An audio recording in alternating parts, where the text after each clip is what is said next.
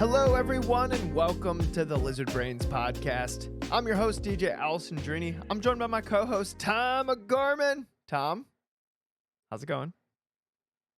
I'm good. I'm home. You're I can finally do this home. now. Whoa, we're back to normal. Do you have my screen Normal shared? episodes. Yep. I clicked it the moment it popped up to make it like in its normal format. Perfect. So I'm home. I haven't been here to record this podcast from this location, I think in 5 episodes. it's been a while. You know what? Because I'm just kind of living my own life over here. I kind of forget that like you haven't been home. So how does it feel to Yeah. be home? It's cozy, actually. I feel very cozy today because it was kind of like gray and rainy a little bit. Yeah. It was cold. Did It's you- finally cold. I'm so tired of being hot and it's finally cold. Did you nap? And I did not take a nap today, but I got some tea At and I got a little candle lit. At Over 8:45 here. p.m., you're drinking tea? Yeah, they make like a chamomile, Oh, it's cozy like a tea. sleepy time tea. It's a cozy Cozy tea. tea. I told you Yeah. I'm feeling cozy. I got my hoodie on. Yeah. Okay. Life's pretty good. How are you? I'm doing good. We saw each other at some point during the weekend, but we really didn't get to interact that much, Tom. Nope.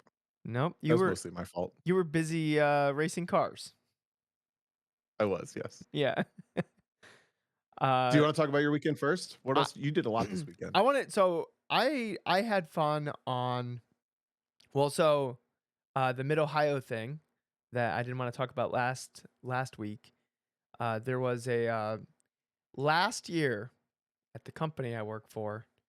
So we sponsor Mid-Ohio, the racetrack, and we get this like corporate day to like go out and do like their little school thing that they do, which doesn't really involve that much racetrack stuff. And the reason why I didn't want to talk about it last week is last year HR, who's like it's like a new crew of HR. They were like, "Wait, what's that? What is this?" And then they asked a bunch of questions, and then they wanted to raffle it off, and then nothing happened, and then it like the time just passed, so nobody got to do the Mid-Ohio thing.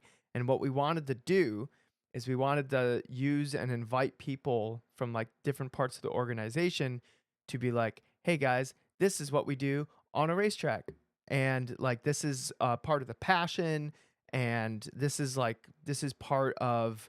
Those things that we ask you to help with, and like this is part of it. And this is like these are our products that are on these cars, and we want you to experience what our customers are experiencing. So like you just have a little bit more insight into it. And that's what we wanted to do last year, but it all disappeared.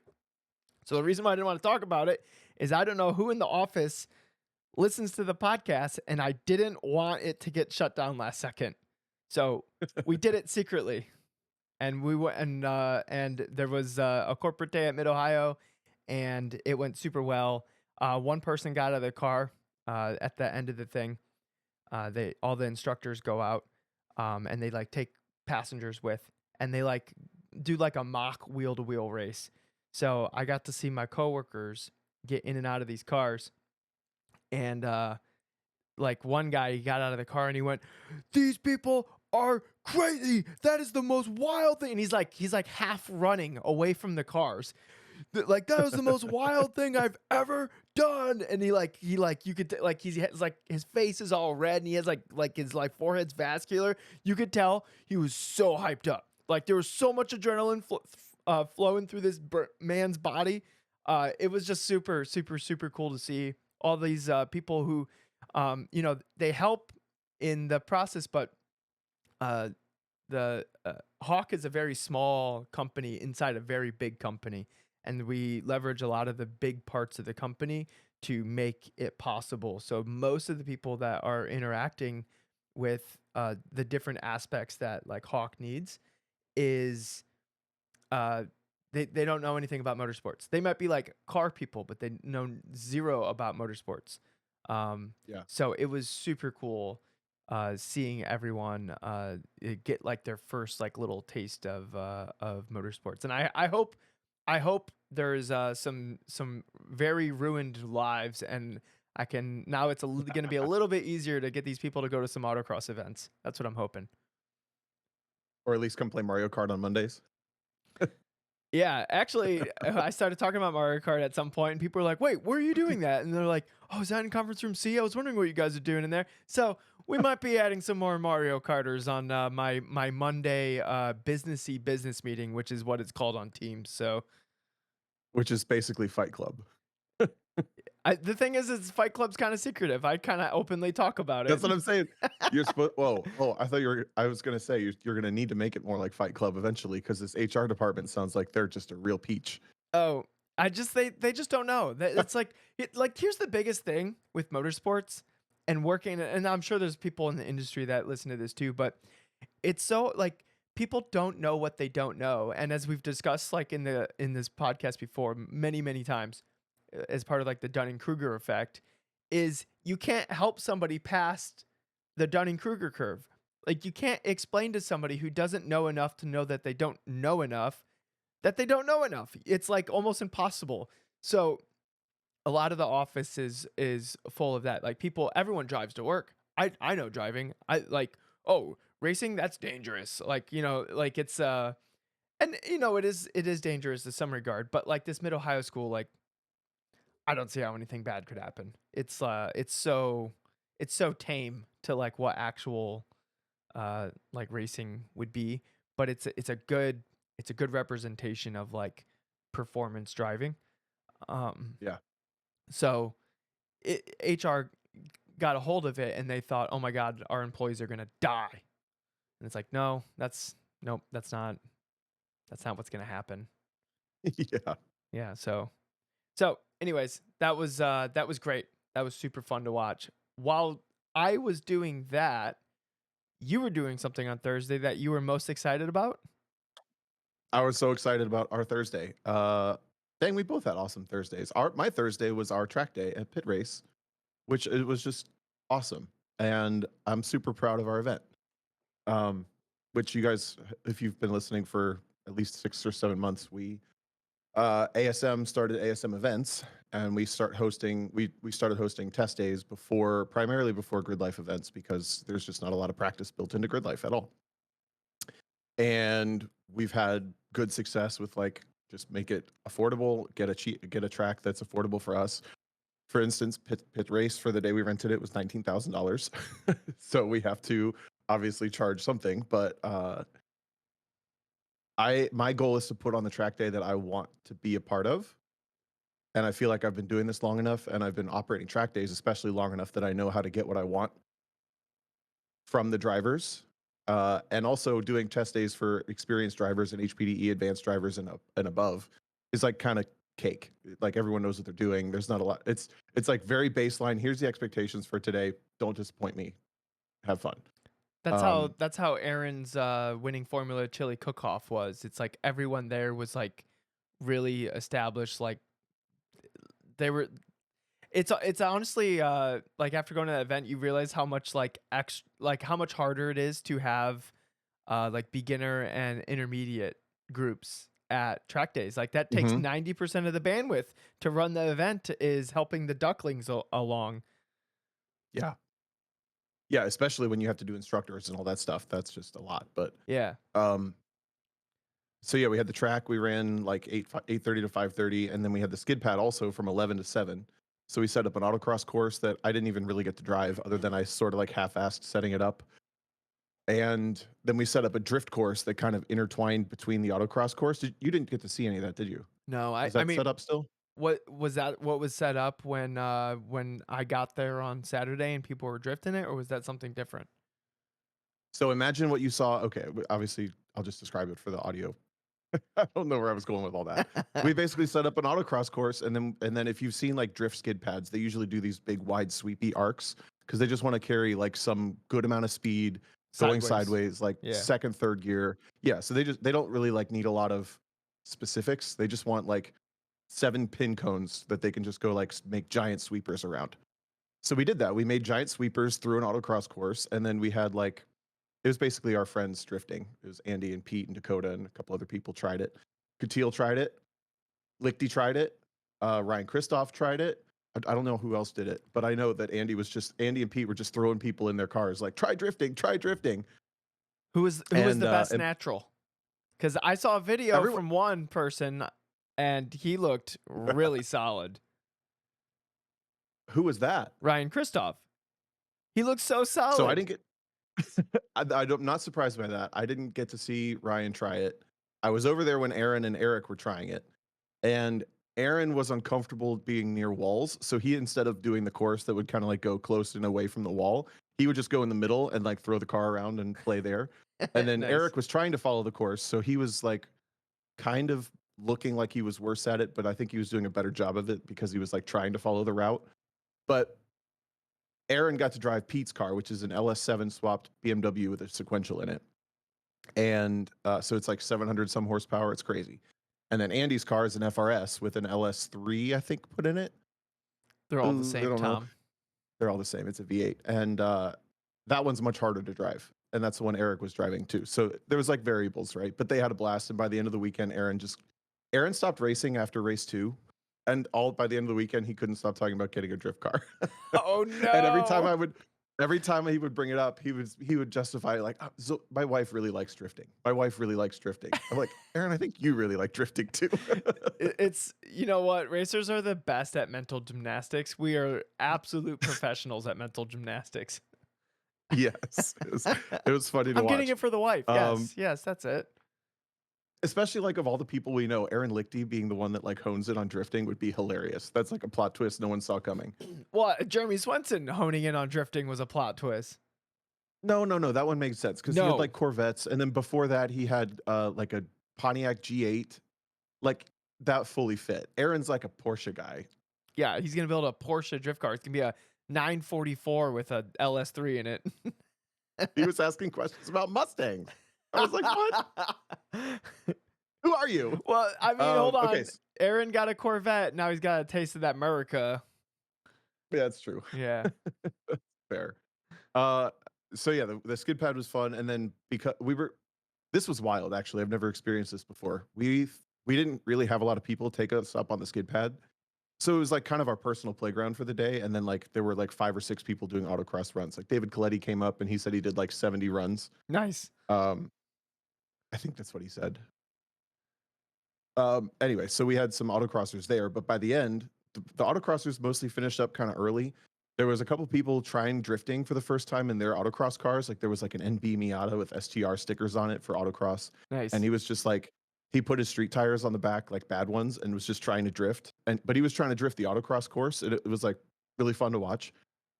But anyway, other than him, it was kind of like just Andy, Pete, and Dakota, like putting on a personal drift show and giving rides and letting people drive the cars for like the last hour and a Oh my half of the god, that day. had to be so much fun for Even them. when I know, even when I got on the PA and was like, "We're doing a timed autocross challenge at the skid pad. Anybody who was entered today, bring your car down, and the fastest time will win some ASM swag." Guess how many people brought their cars? 0 just by the tone of your voice. 0, yep. Literally no one came down. They all came down to grab beer and pizza and watch these guys drift, but no one even brought their car. They're like, "Nah, So we're it good." was yeah. So we had the skid pad till 7, and these clowns are out there going and going and going and going. And like I think Andy must have had a clock in his car because he went out and at like 6:59, he started doing donuts, and he did donuts straight up until the like time switched over to 7.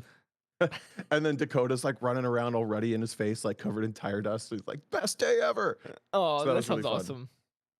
Yeah. And was there like a And I'm whole just, like I don't know. crowd, like just is because that people just started gathering, like because that's where stuff was happening?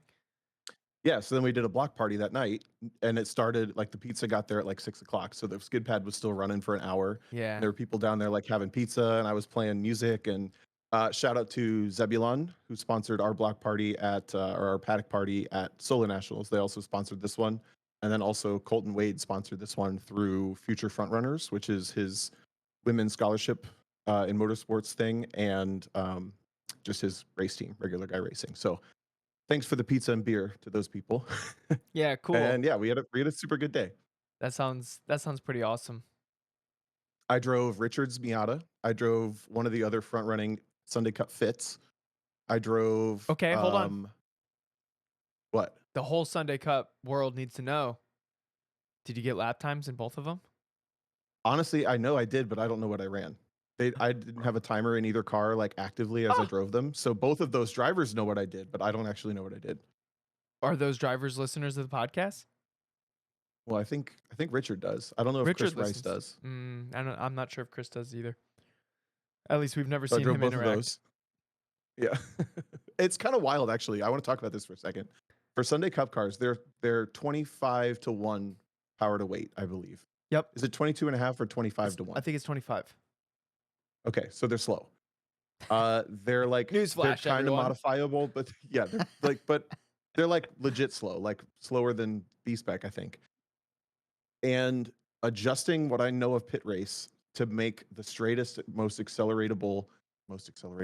flat out runs was very interesting. And it almost makes me wonder, like, is it a challenge that makes you better at driving, or is it a challenge that makes you almost like lose sight of what driving faster cars would do? Because, for example, if you put yourself on pit race and you're finishing the S's, you go through 11 and then into the braking zone of 12, which is a right hander up the hill, and then the little left hand flick at the top, and then the 14 is that blind That's right just hander that probably puts you all out on the just back straight. easy flat. It was flat from the time you turned in and obviously went on throttle at the bottom of 12, Yep. but it was only flat. It was flat in a way that you could literally like not turn for turn 13, the little left, drive straight at the turn 14 without opening the corner up at all, and then just like turn basically. So you're like straight lining things where normally you'd like be working to set up stuff. Yeah. You following To me? make space It so was you very can, weird. yeah. Yeah. So I kept working too hard to open things up too much, and then realized like I could literally just like Yeah, and then you get to the not even set last up for corner these before things. the back straight and you're just like, "Oh, uh, I'm just now Yeah, I just drove a bunch of extra distance for no reason." I'm way too far ahead. Yeah, so Yeah. that was a really interesting thing that showed up, and I wonder how often that happens at Sunday Cup versus like just at Pit, because Pit is so many corners that link. So, Because last B spec weekend wasn't like that. So go ahead. interesting. So, last weekend at, Putnam, uh, I took Peter's Porsche out for a couple sessions, and then I drove a Sunday Cup Fit, Zach's Sunday Cup Fit, and I think that car would have been a way harder car to make a lap time at Putnam, like way, way harder than the GT3 RS. I think I agree with that. Yeah, because well, I said this last week, but like every corner was like you had to like take like 5 or 10 miles an hour off of, and that was like very, very tough. So I think pit race it has a lot more digs in Putnam. But I bet there's a couple corners like turn one. I bet that's like a take 10-ish miles an hour off to make it through one. Yeah. Am I right thinking about that? I've never done a Yeah, Sunday Cup car lap around pit race, but but those are more traditional corners in the sense that you would still go, from the outside yeah, yeah, down to yeah. an apex and track back out.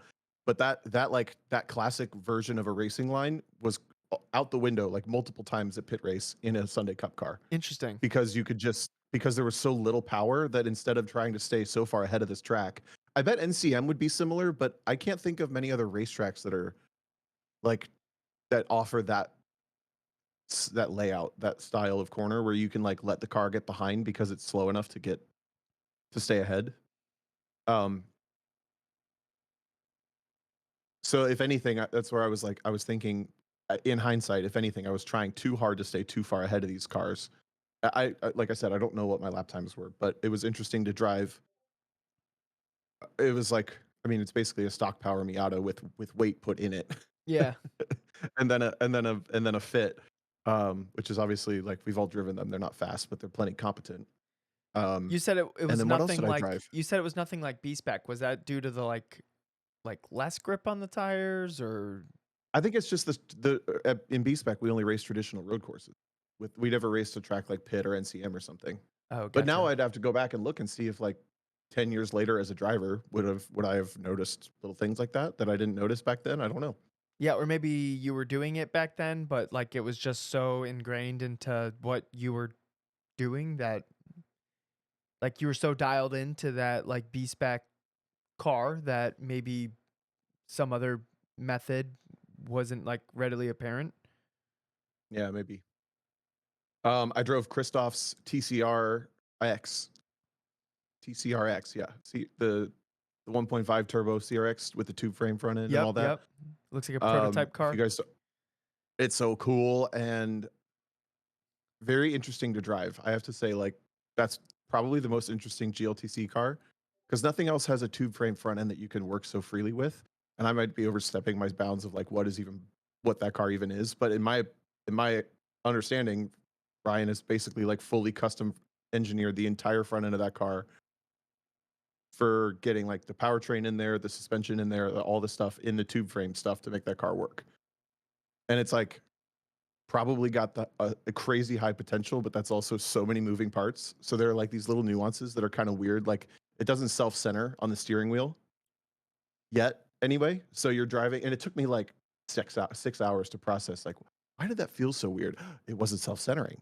So we talked about that a bunch, and there's this other stuff that was just like these little nuances that I Does it guarantee when you have like full control over all that stuff because it's tube frame ish stuff, probably is like Ryan's could be listening. so good by the end. He is. Right. He's right Yeah, here. yeah, Ryan's listening. Ryan, I'm curious, did it not self-center because you have low caster? It has no caster No apparently. caster. Okay, so then that makes sense why it wouldn't self-center. Right. Yeah. So then the conversation becomes is that a negative thing on handling or is it just a weird thing to drive around? Anyway, that was a fun car to drive. And then I drove Salil's BMW, the E46 GLTC car. That was Yep. really fun. And I drove Trainer 3. And And Trainer 3, what was your favorite car to drive around pit race? Trainer 3. Dude, I didn't have the data the track uploaded in the AIM. So I was doing my laps. I didn't know what my lap times were. I did two, I did an out lap, got up to speed, flyer, checkered flag, end of the day. So I only got the one flying lap. And we pulled in, we updated the aim, put it in the system, and then the lap times auto calculated in the Race Studio software, and it spit out 153.8. I was like, nah, there's no way this little 201 horsepower S2000 did a 53. Like that's not possible. So we like pulled data from three other cars and like it did a 53.8. I don't know how it did it Where was that all because we never weekend? went that we never went that fast again. It must have just been like the cool at the end of the week. We did have to put an old left rear on it. We had to put an old tire on the left rear, or that's where it ended up. So maybe the car had less grip, but I don't know. Hmm, interesting. Uh, No one went that fast yeah, to race, but I I was did just shocked that hear it went I that did quick. hear that the track was like slowly getting worse like all weekend. So that was the ASM test day that that lap happened. Yeah, Yeah, yeah. so I think the track only got worse after that. Andy ran close to that time in qualifying, which was at the same time of day the next night. 5:20 or something p.m. Uh, That was before the drifters got on the track? they had been out Oh, a they little were bit. out? And Andy saw Yeah. I have this like running theory in my head that like the moment the drifters go out on the track, like the track is just like finished for the whole weekend. See, I would argue, why is that? Why do you think that? I think the On what way premise? the way they're disintegrating their tires puts like a fine like dust on the track and it just creates like a slickness that just exists on the track. And as you're driving around, like your tires are just picking up this like tire dust, but it's not like clag because it's like it's fine particles of tire. So like it's just makes everything just not as grippy as it normally would be. Especially offline, it would just be way less because offline isn't cleaned up from cars driving over it. I'd be curious to test that because I thought you were gonna say because they always drop dirt and stuff, and I was gonna argue that I think the GLTC cars drop tires and dirt more often at this point than Yeah, drifters do. but I don't think they're turning But their I agree tires with into like like vapor.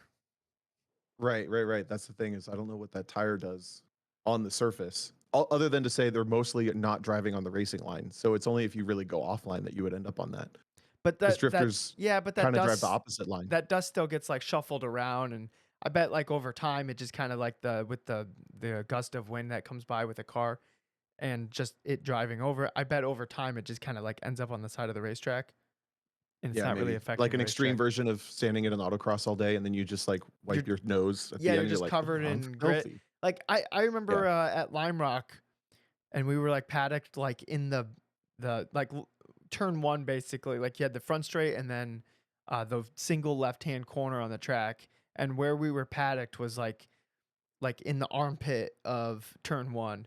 So the drifters would go all the way around turn one, all the way around the left-hander, which is like turn three. It's basically the exact corner after turn one. Um, and we were just covered in tire debris. And like that has to be all over the racetrack too. It doesn't just go into the air and land on me. It's everywhere. It lands on their plants. It does. Yeah, You talking you about saw that the petition, right? Are you talking? Yeah, yeah, yeah. Look, I totally get it though because like that tire stuff ends up everywhere. Yeah, So like yeah. people with these white picket fences and they're like, "What is this?" And they're like, "This is tire dust." That's annoying. I don't want to deal with that. Can you imagine if you had to clean tire dust off your house and all you had to do was complain about it and it wouldn't happen anymore?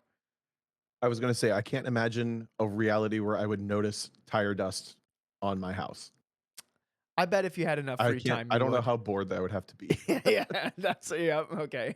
We got there. Yeah. So Okay. So where did we leave off? Okay, that was Thursday. that was Thursday. We've gotten through both of our Thursdays. Yep.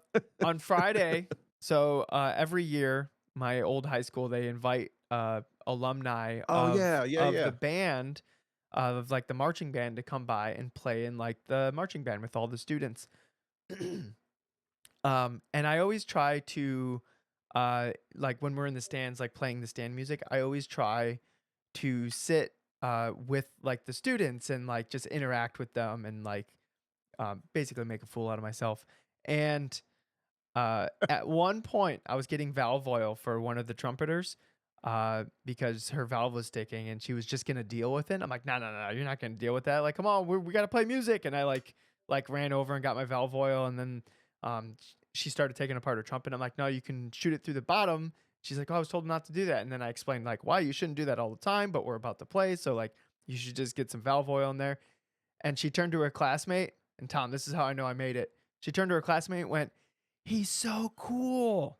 I was like, "Boom, I made it. Oh, I made it. I'm cool." It only took 18 years after I graduated high school, but I'm finally one of the cool kids.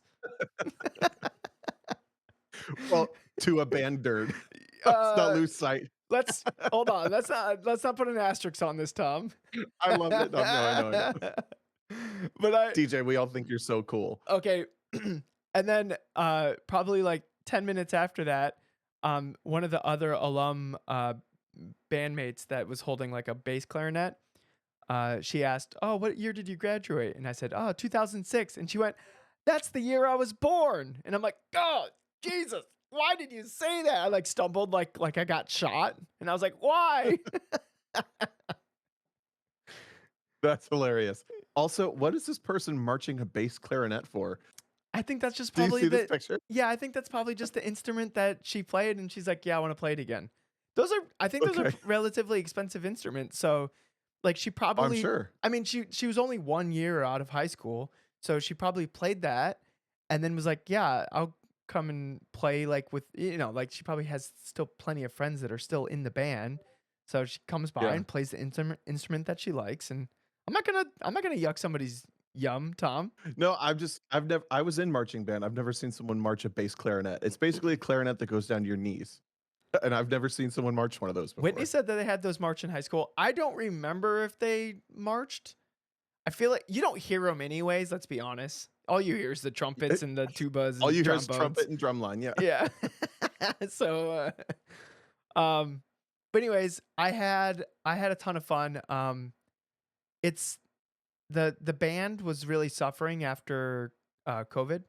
Like there's probably only like maybe like 25 to 35 like people in the band, which is very small for a marching band. And Yeah. I would say this year there's probably like 60 people, which like isn't quite like when I was in band, we had it's a small high school. It's only like 700 people in the high school. Well, when I was in a band, we had like 120, 130 people in the band, so like a huge percentage of the school was in the band. But it's like went through changes. It's had like a lot of conductor changes, stuff like that. But like the band this year, they were so musical, and the students that I was interacting with, their like passion for music And like the everyone I was sitting around, they all had their music memorized, which to me is like wizardry. I'm just like, oh my god, how did you guys do that? And then they called out a song that apparently the whoever called out the song, they they never practice it. So everyone I was sitting around was like, I didn't take any time to memorize that one. So it turned into a DJ solo because I had all the sheet music like on my phone. I was like, oh, okay, Groove Jams number 3. All right. And then I just played it and everyone was just like, it was just me and the drum line. So that was kind of fun. That's those are cool. Yeah, yeah. Did you have any moments with watching, because there's mostly high school kids plus the returning band members, right? Yep. Did you notice anything in the in like the any similarities between like the coaching that we do now versus like high school kids in band or anything like that? So I I guess you were just performing, right? yeah, but so I'm interacting with them like I'm trying to be like a mentor of some sort. Like that's kind of like the purpose of like us coming in to like interact with the students and have fun ourselves. But so I had like a small crowd of like trumpeters, and I was just talking about how they shouldn't only just practice their music; they should do like scales and drills and um, like practice material. And I called out one specific book. It's called like Arbon's Complete Studies or something like that. Anybody who plays the trumpet, like they know what Arbonne is. Like that's like the book that you need essentially. And it has like all these different scales and different like techniques and things. And it's like all these like different things to practice. And I was trying to sell this group on Arbonne's book. And I said, anybody play sports? And like 80% of them raised their hand. And I was like, all right, you guys know how you do drills where you like iron down like a specific thing that you're working on. So like if it's basketball, like you work on dribbling or you work on passing or shooting from this part of the court or this part, like you break it down so you can put all your concentration into that one thing. And I got like a bunch of head nods and I was like, all right, so that's what this book is. It's a bunch of drills where you get to focus on this one aspect of playing the trumpet. So then when you come across that specific skill set that you just cemented, so now you don't even have to think about it that much.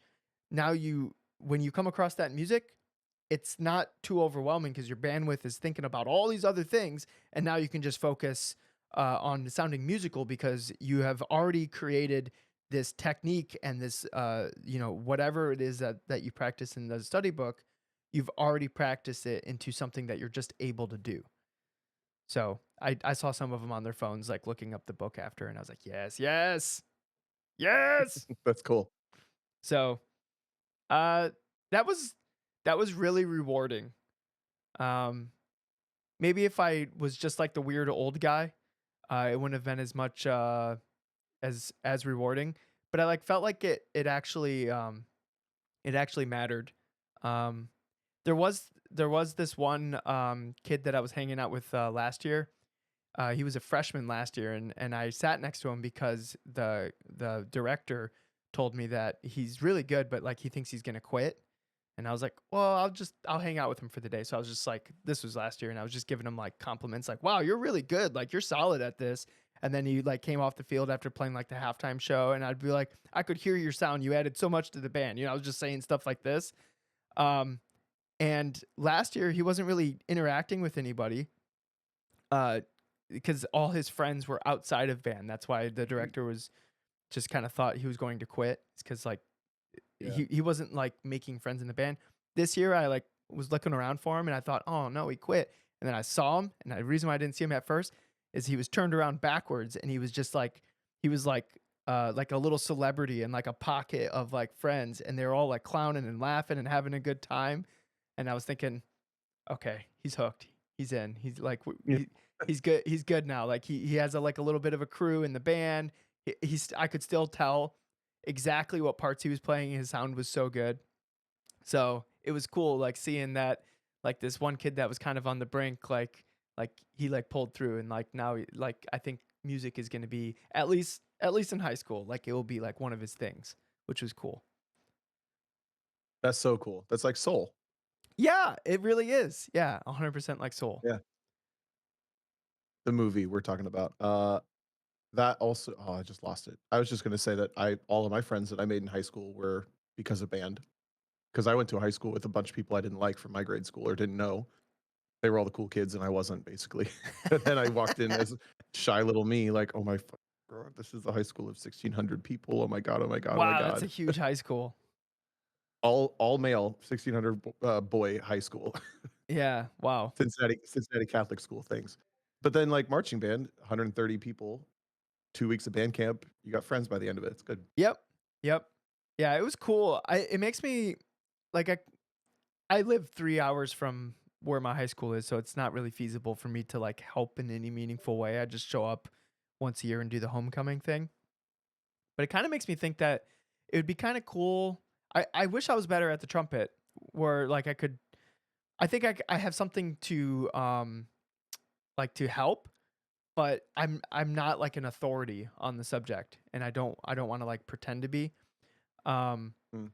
but it would be cool to go to like a local high school like band camp and be like the trumpet coach for like the week or something. I remember when I was in high school we had that too.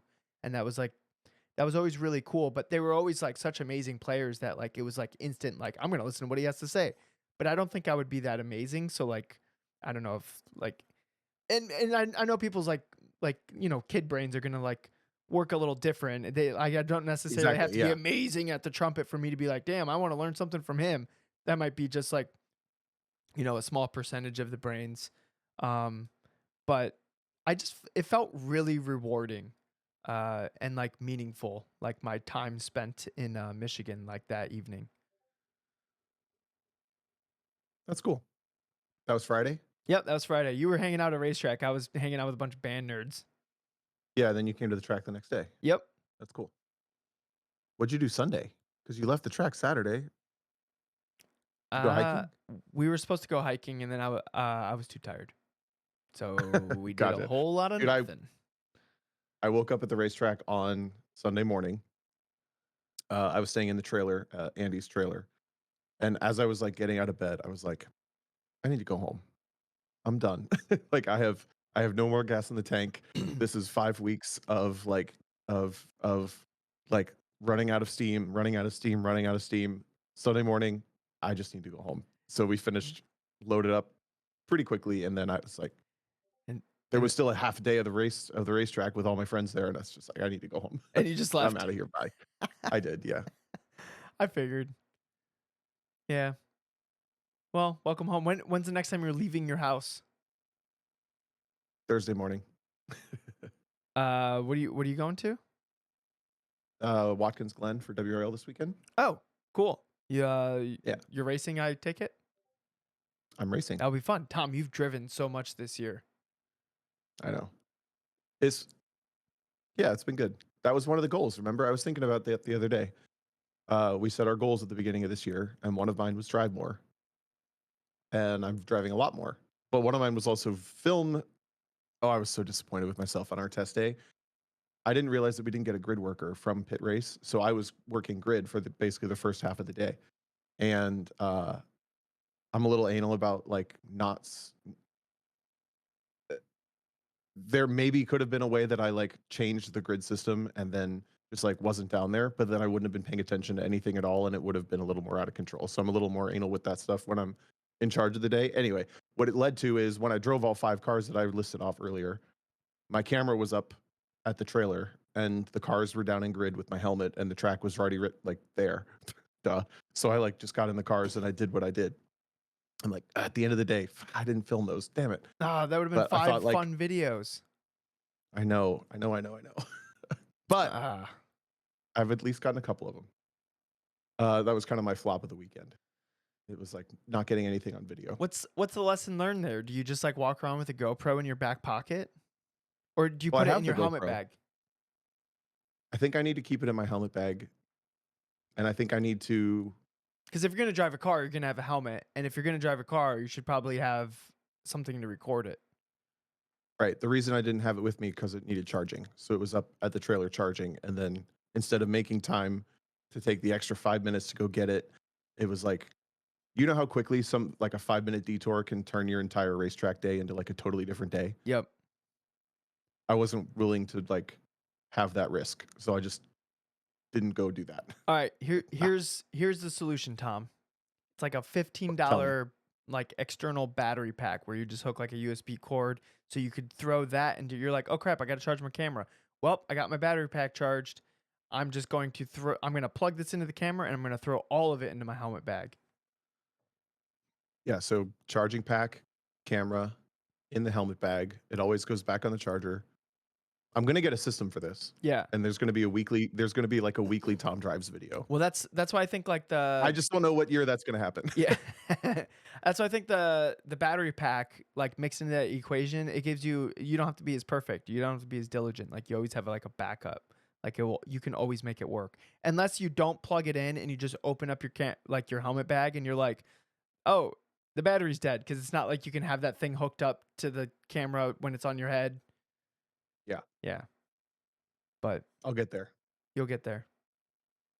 I'm trying to think if there was anything else from the weekend that I wanted to talk about. I wrote a couple things down, but I think they're old.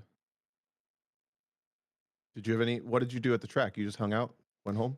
Yeah, I kind of just hung out with people and went around and just saw people that I haven't seen in a while. Christine came with, so she was just kind of tagging along. I had fun hanging out with Salil and Zach. Hold on, I'm trying to find the button. There it is. We Oh, I talked miss Zach. we talked about the podcast a little bit, and we brought up the story on how is Ito still in here? All right, good. He's not. We brought up the story on how Zach like faked fanboyed over Ito, and then Ito didn't catch the fakeness of it and like took it real, and then Zach was stuck being like, "Oh crap, okay, yep. Now I'm a huge Ito fan because I'm not gonna let Ito know because that would be a dick move." Meanwhile, Edith's like, "Wow, he really thought I'm really Well, somebody." because just to recap the story, I think this probably happened like a year and a half ago. Zach was on the podcast, and then a little later than that, or maybe before that, or whatever, Ito was on the podcast, and Zach listens to the podcast, so he went like, "Oh, hey, is that Ito who was on the podcast?" And I'm like, "Yeah, that's Ito," and he goes, "Oh, that's cool. I'm gonna like say hi," and I was Gas like, him up. "Yeah," and I was like, "Ooh, act like you're a big fan." So he just played it up, and yeah, like I said, Ito didn't notice like that he was like hamming it, and Ito was so touched. He's like, "Oh my goodness, that's so amazing." That's so funny. Oh, that was so funny. Okay, I remembered a couple of things. Okay, so I don't remember where was I the last time. Where was I last week? I'll look as I'm talking. So I had a realization during our test day, and then during one other event that I was just at. Um, um, um, um. Oh, Laguna. When I was out there for Good Life, on Sunday, there were literally no cars left on track, and they had the four people that were still at Laguna Seca had Laguna Seca to completely themselves. And then a similar thing happens at a lot of track days, right? Like towards the end of the track day, the track goes like pretty quiet, and then there's maybe like a big mixed run group. I think, how do I want to say this? I think there's a bad pattern of people leaving early when the most quality track time is yet to be had. And I want to like say that for people who listen to this podcast to at least maybe get in the habit of either pacing yourself during the day or making a habit of like waiting for the best track time to happen. Because if you're not at a high quality track time event like our ASM track day was, just kidding. But there's like maybe your day's been like 30 to 35 cars on track all day, and then you like, okay, I'm kind of tired. There's one session left, but I'm done. That last session is probably the highest quality track time you were going to get because like 10 to 12 of you are thinking that. So like staying to the end is really high value in my opinion. I think there's so much excitement or something that goes on. You just like go out in the beginning of the day, you like go, and then by the end, people leave. You know what I'm saying? Danny Corliss in the chat says, "In my experience, someone always wrecks or catches fire on the last session, so I sometimes skip for superstitious reasons." Okay, fair enough. I can't There argue. is science How do behind. you argue with that, Tom? There's absolutely science. SCCA studied this of fourth session being the most dangerous session of a Fourth? track day. The fourth one is the most incident prone, and that's why track night is always 3 sessions, and you'll never get a fourth one added. Interesting. I wonder why that is. Like I'll make your sessions 35 minutes long, but I will never make you get a fourth session at track night. Interesting. Why the fourth Yeah. session? Because that's like you're really starting to like experiment. Yeah, I don't know. I don't know. I'd be I interested to look guess. into that study. Did they ever publish any of that information? No, I'm don't even know how informal it was. They just have talked about it internally. Like we've looked at data from all of our track day stuff, and session 4 is usually the worst one. Interesting. Well, it's kind of like race 3 is Probably always the worst race in GLTC as far as incidents goes. right. But that one's the third. That one's the Well, you have third, not the fourth. quali, So I don't. Yeah, I don't know. Um, quali, three races, fourth. true. Yeah, it's your fourth competitive session. Sure. Yeah. I think that one's just because that's the one where you've stabilized into your fast lap gridding position plus your uh, Finishing position. finishing position. Like the format strings out that way. Plus, it's the one where all the mechanicals have like filtered a lot of people towards the back. But Yeah. I don't like studied that. Maybe. I The feel other like, what yeah, I feel like most of the incidents is just from mid pack people though, like in race 3. Yeah, I agree. I think like Upper mid pack. maybe race 3 is like the intersection of ambition and talent, and like you fall somewhere like below the line and now you're getting an incident. Yeah, maybe. The other thing is very much not on topic. I want to know what's going on with all the angry Jeeps with ducks on the dashboards driving around. You know what I'm talking about? No. What? Let me try to find a picture, but I guarantee you, listeners know what I'm talking about. They're Eh, all Jeep Wranglers, and they all have the angry eyes on them. So okay. instead of the circles, they have like the real angry front grill. Yeah. And then like the more ducks they have lined up, the more likely it is to be lifted with angry eyes. But I don't get why there's more ducks. When Like you say when where you did the ducks say thing come in? ducks, is it Like what, rubber ducks. like ducks, like quack quack? Yeah, like yeah. Here, look, So there's like Whitney said duck they duck pile Jeep them up and like moo moo garbage on Subaru are on the both dash. things. Like these colorful ducks? Yeah, look at that. It's like a dumpster on their There's a dashboard. website And called I guarantee Official you, Duck Duck Jeep. if anyone knows anything about this, look at it. Okay, I just found exactly what I'm talking about. The picture you posted They're hasn't shown angry. up as a picture for me for some reason. Do you see that one where he's got the angry eyes and then the ducks all over it? No, I don't know why it's not showing up for me. Is it showing up for obviously it's showing up for other people because they're looking at it. Oh, there we go. I If had to just click on it. Oh, why? So wait, you were just seeing this and you're like, why is there so many ducks in the windshield of that Jeep? I'm seeing them everywhere. I feel like I've seen them. I mean, I've been literally coast to coast in this last 5 weeks, but I'm seeing them all over the place. And I just need to know what's going on with that. Does anybody in the chat know? Or is anybody listening? Send me a message or explain to me what's going on with the angry duck Jeeps. Okay, hold on. Because I I just kind of Googled get it. the angry. Go ahead. Is Google gonna come in here or are we gonna wait for emails? You go for it. We'll see if it lines up. All right.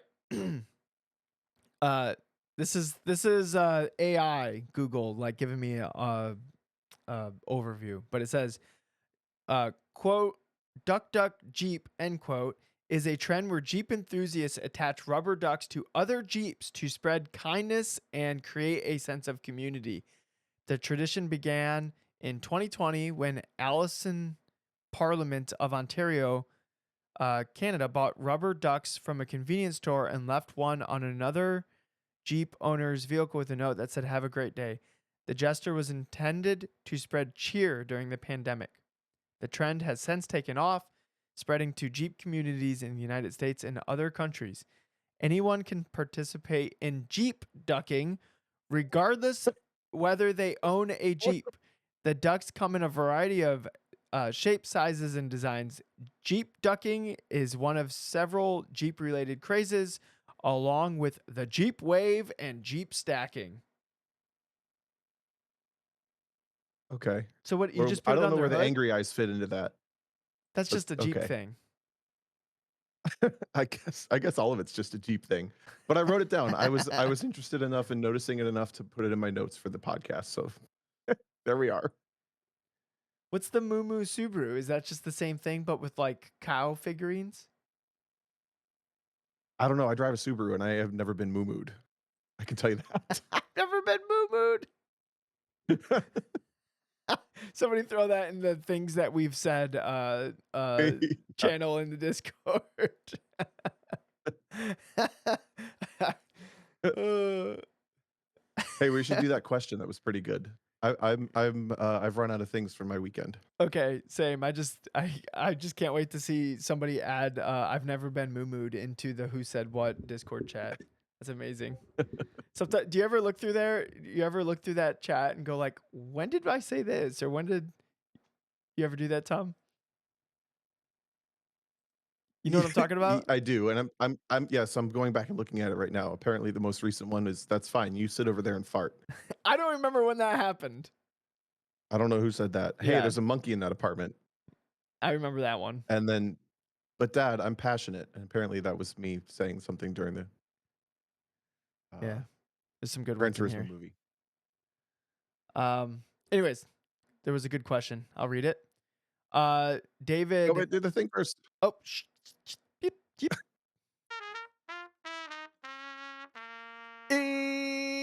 Emails. All right.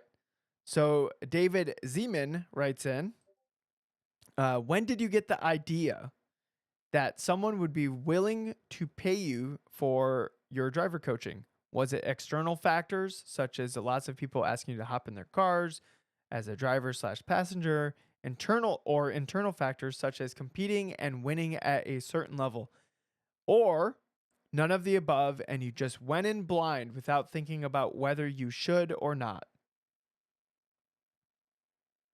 I think I you like have that an question. That's interesting. interesting start into this.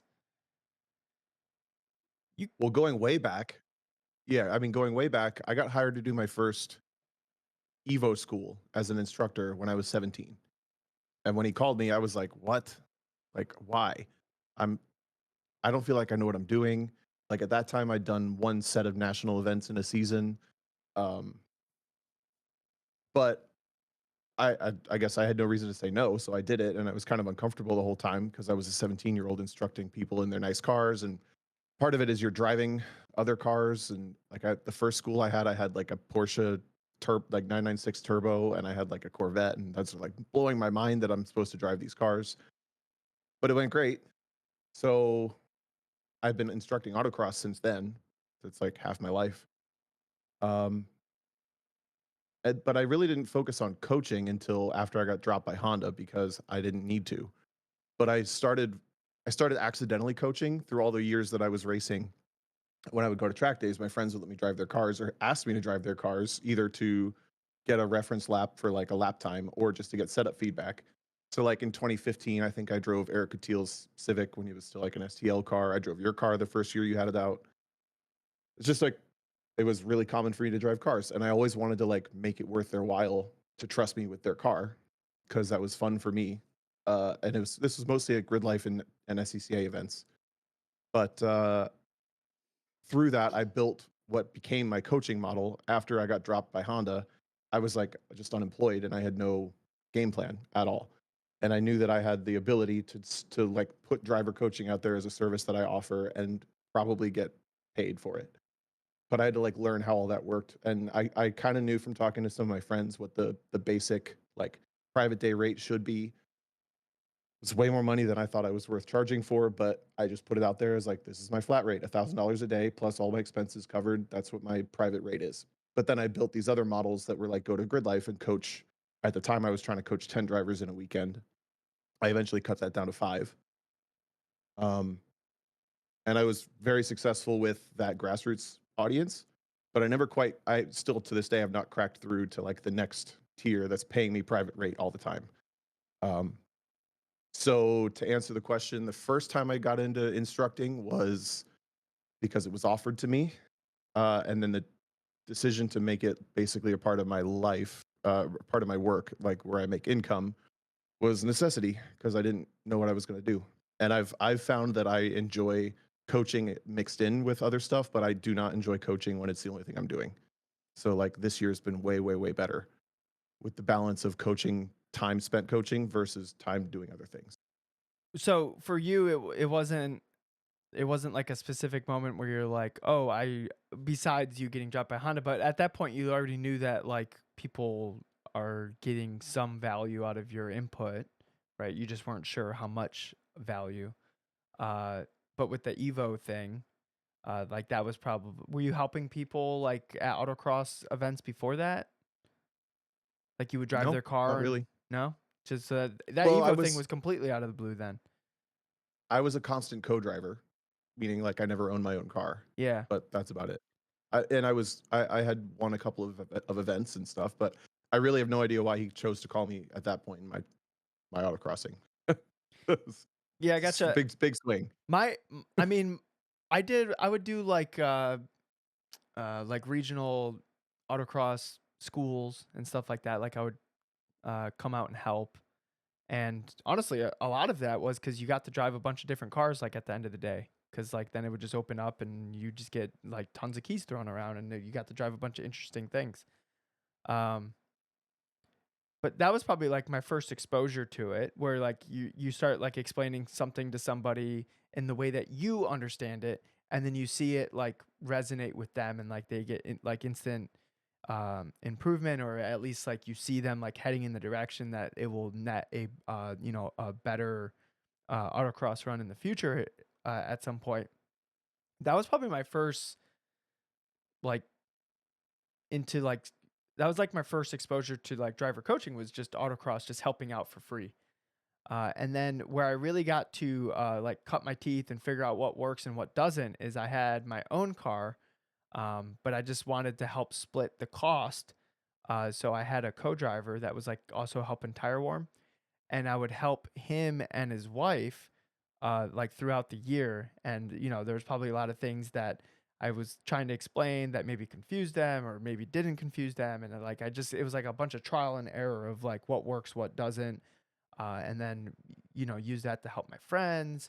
And then with sim racing, at some point when it was like, oh, I'm going to use this for extra income, it was mostly out of necessity, because I was broke and I needed to figure out some way to make extra money. I was actually, you remember that Scion XB I had, Tom?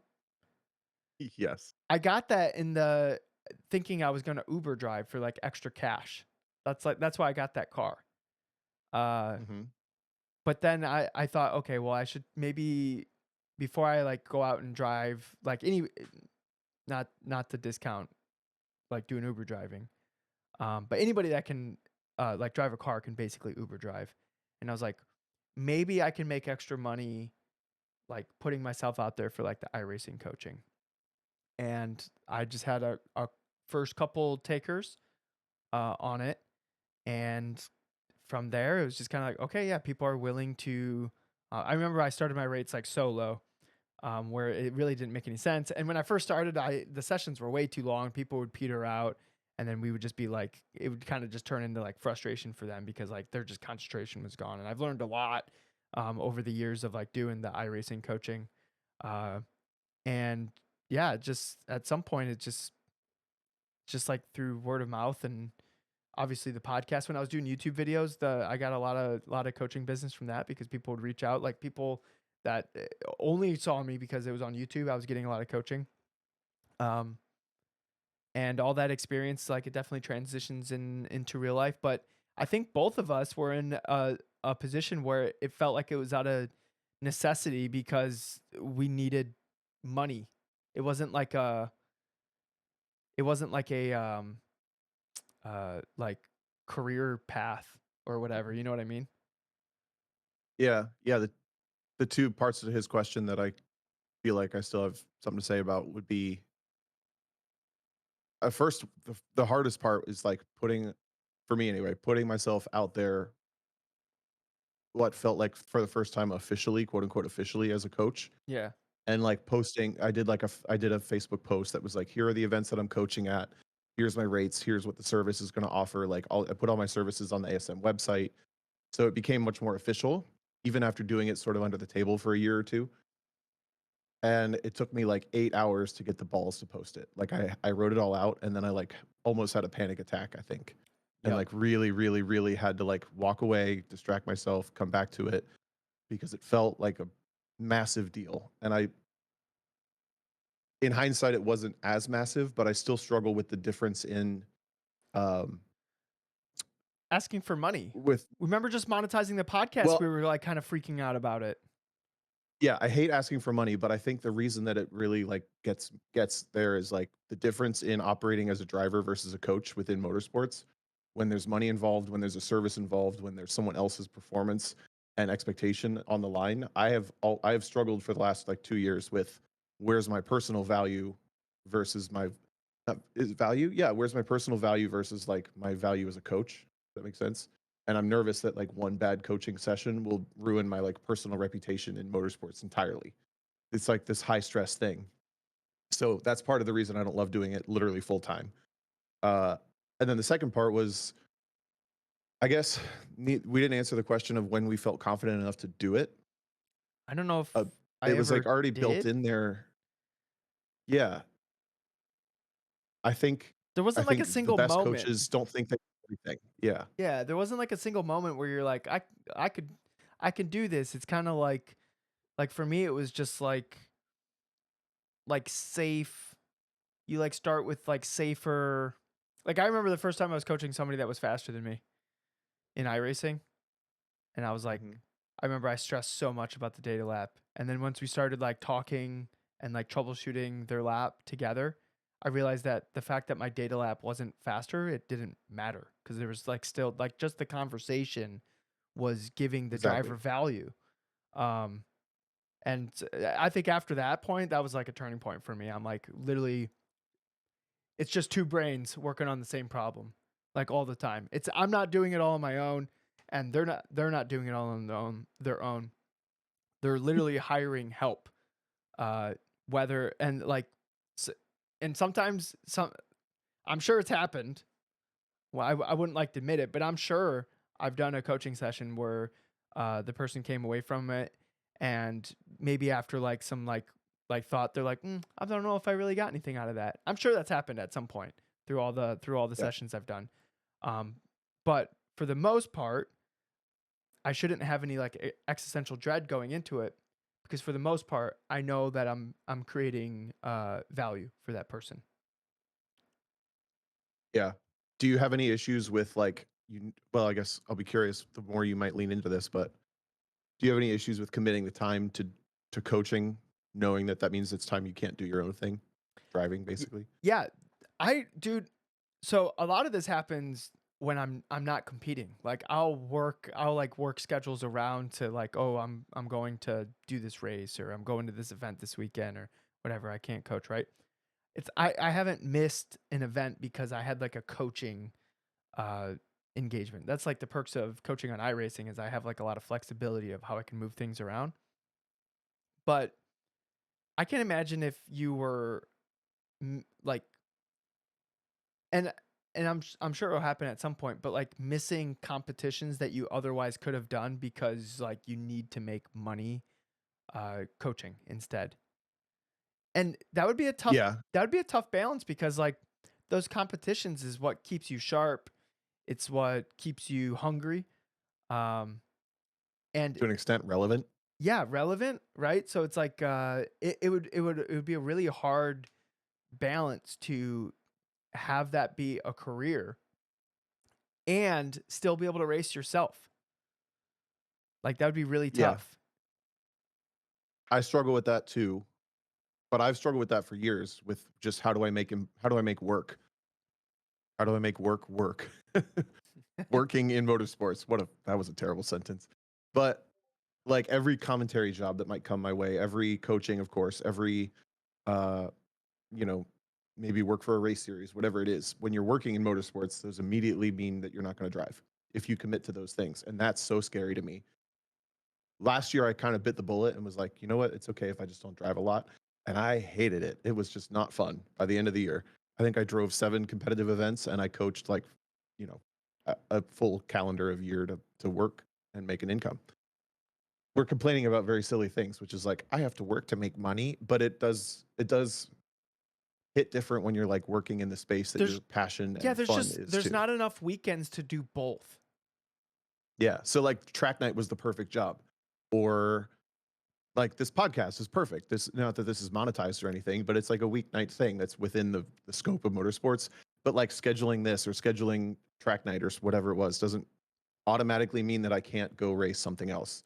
Versus if I schedule a like a coaching job, no matter how far in the future or soon it may be, like there's an opportunity that comes my like that indie opportunity, the IMSA one. If I had like a coaching job scheduled that weekend, that would just be a thing that I'm like, I either have to punt on the driving or I have to punt on the coaching and make that guy disappointed. Yeah. Excuse me, disappointed want to like me go do a pro race. So that's definitely something that's within like the conversation, David, about like making a living in motorsports. I don't know if David was necessarily looking to make a living though, but I think really to sum up David's We was talking about question, like hesitations and stuff. yeah, yeah. Um, there for absolutely what didn't come into play was the internal factors that he brought up, like winning and competing at a certain level. I think that, like those wins and whatever that just comes with a certain level of competency, and as you gain in that competency, you have you literally just have more information to offer. Uh, and Right. that information is useful to people like somewhere on their motorsports journey. I don't think Yeah. that the results are not the that's completely irrelevant to whether you think you should be ready for coaching. I would start off if anybody's interested in like any kind of driver coaching or anything like that.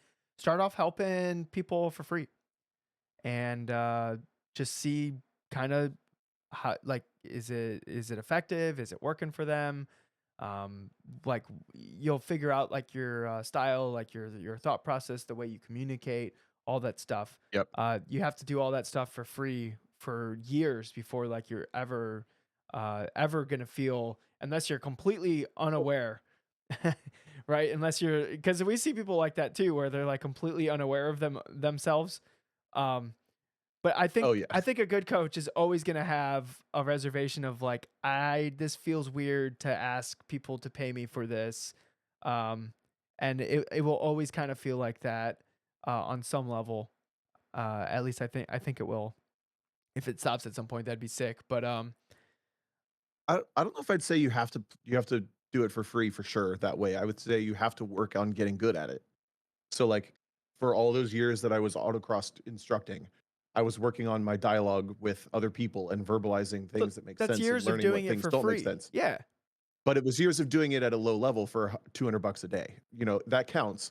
But Oh, I see what you're the other saying. part of it was I was doing it for free at the Grid Life events and at the SCCA events, but I got so freaking good at data during that time because I was getting to drive the car, that's fun, and I was quote unquote looking at the reference lap for free. But I was getting so good at aim, looking at, the squiggly lines and just getting versed enough that the first time I was like to charge for me to come out is $1,000. And then I flip my laptop open, I don't know what I'm doing. Like that's just embarrassing. That can't happen. Yeah. So however you work to get good enough to do that service, you probably have to be willing to do some stuff for free or some stuff that's like not convenient, or like paying you exactly what you're worth or whatever it may be. Yeah, I think the free practice is valuable though because you work on what your dialogue looks like. You know you get more comfortable with it. I think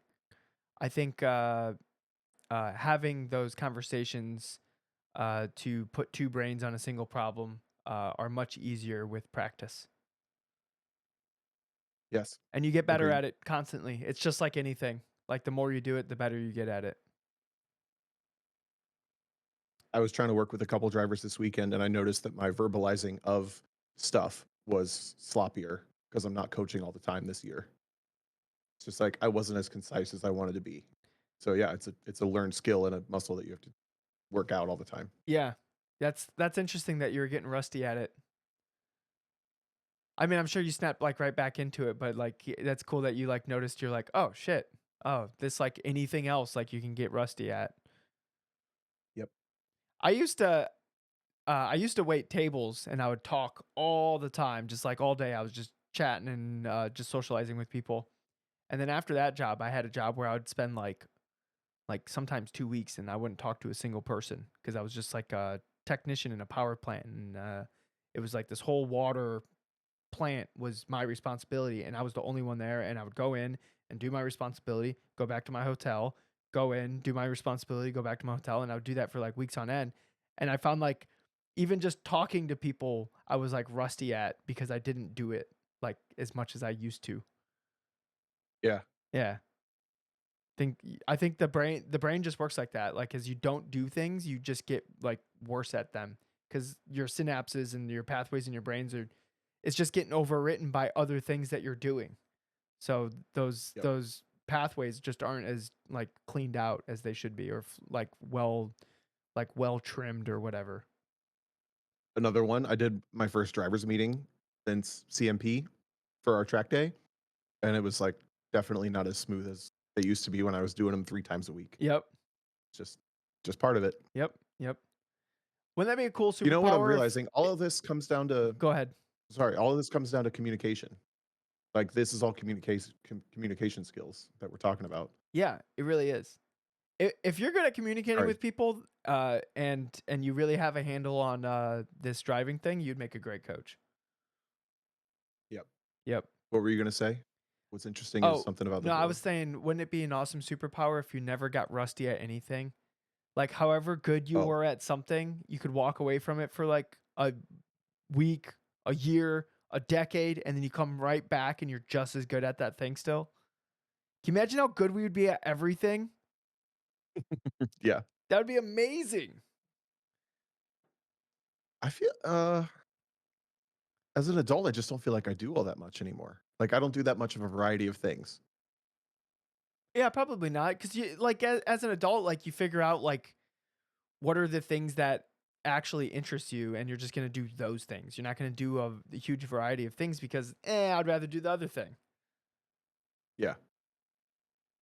But I'm Yep. imagining That's like kinda why motorsports, I think, is such a special thing because it's a thing we've talked about it before. It's a thing that most people don't get to do when they're young because it costs so much money, and it's a thing that you can really only do once you're older yeah, because most people because, at least. uh, driving ages and things like that, right, yeah, so, Yeah. like, the very small scope of people who are, like, karting when they're in single digit ages or teenagers and stuff, so small versus, like, the hundreds of thousands of people who do track days now in their 30s, 40s, 50s because they found it now that they have a job and they can afford it. I wonder what the actual number of like motorsports, whether it's a track day or an autocross or like even like drag racing or like runway like poles or whatever.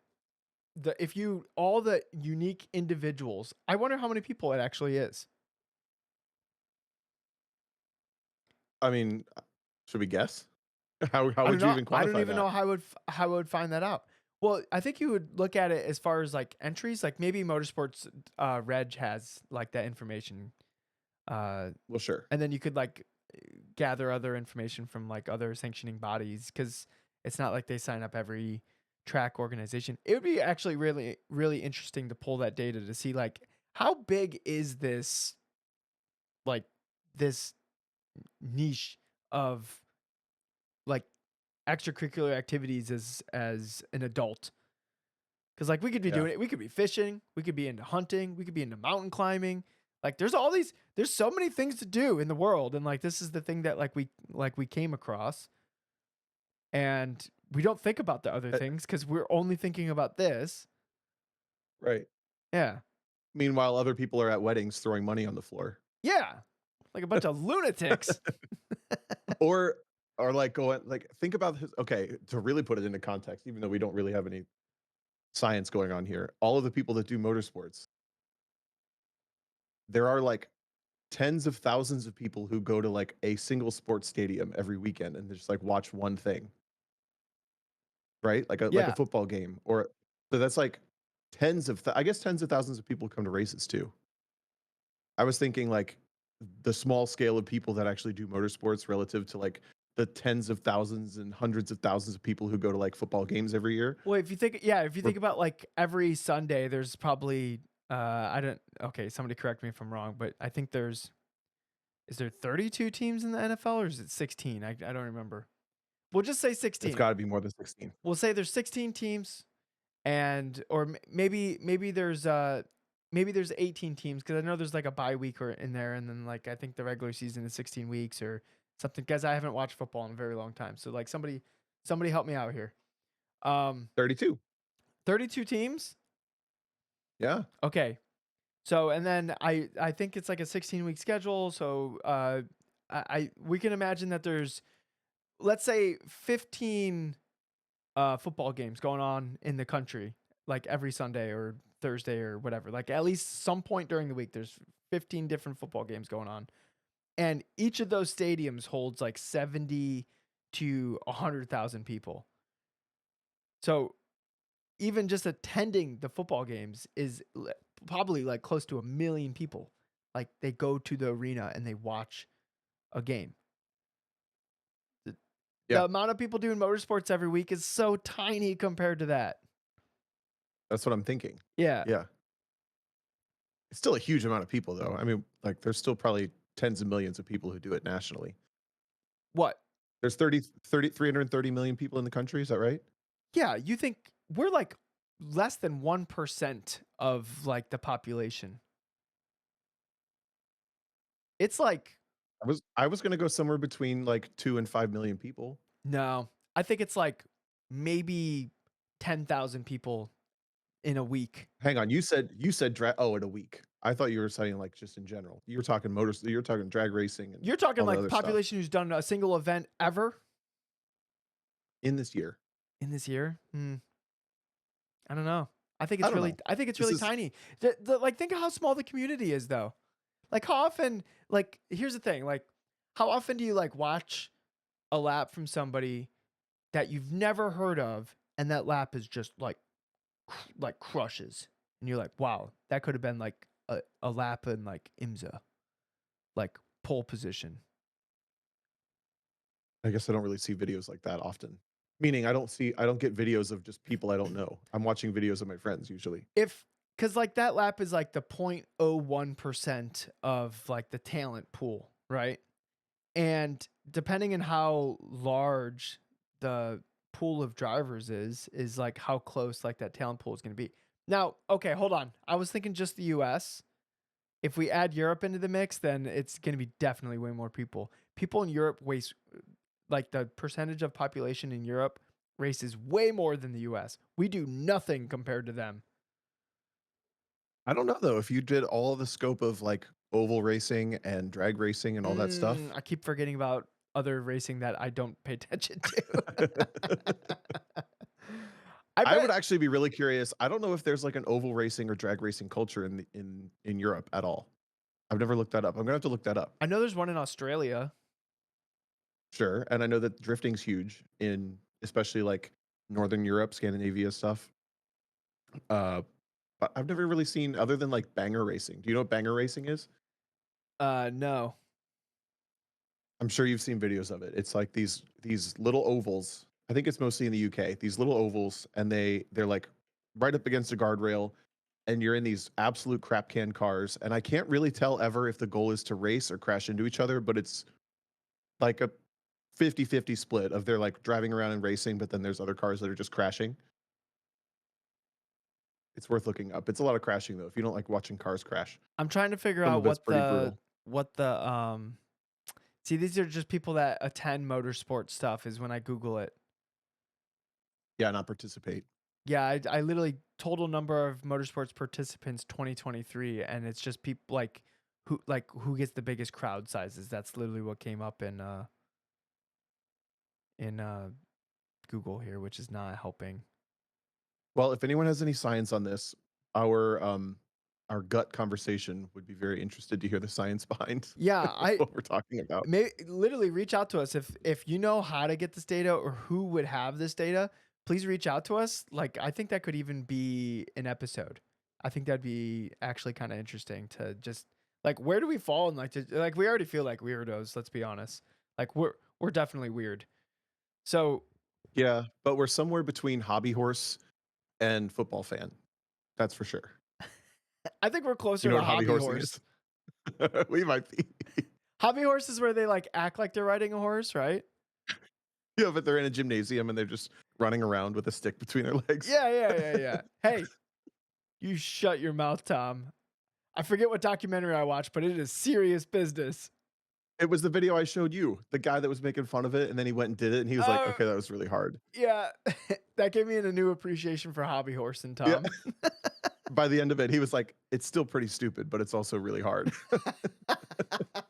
The best. You know what? You could say the same thing about motorsports, Tom. Honestly, kinda, yeah. Oh, that's fun. I don't and on that note, should we wrap it up? I'm hitting a wall. Yeah, let's wrap it up. The clock struck 10. Yep, and we're basically hobby horsing here, so that's the gist of the show here. I think that's gonna Right. be the I think that's gonna be the title. We're basically hobby horsing. So, Guys, if you've never seen hobby horsing, look it up. It's worthwhile. Richard TJ, what are you doing this Sawecki weekend? Richard Sawecki brings up that iRacing only has a few 100,000 users.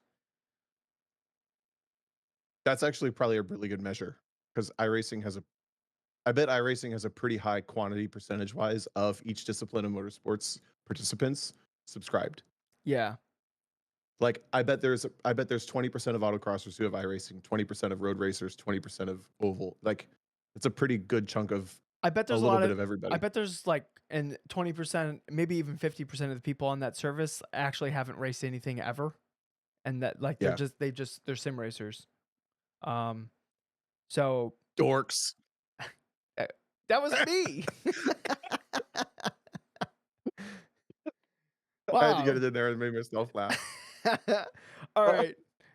Before Tom verbally assaults me some more, we're gonna end the show. That was fun. Damn, I didn't get to plan this one, so I love your hair, and I hope you win.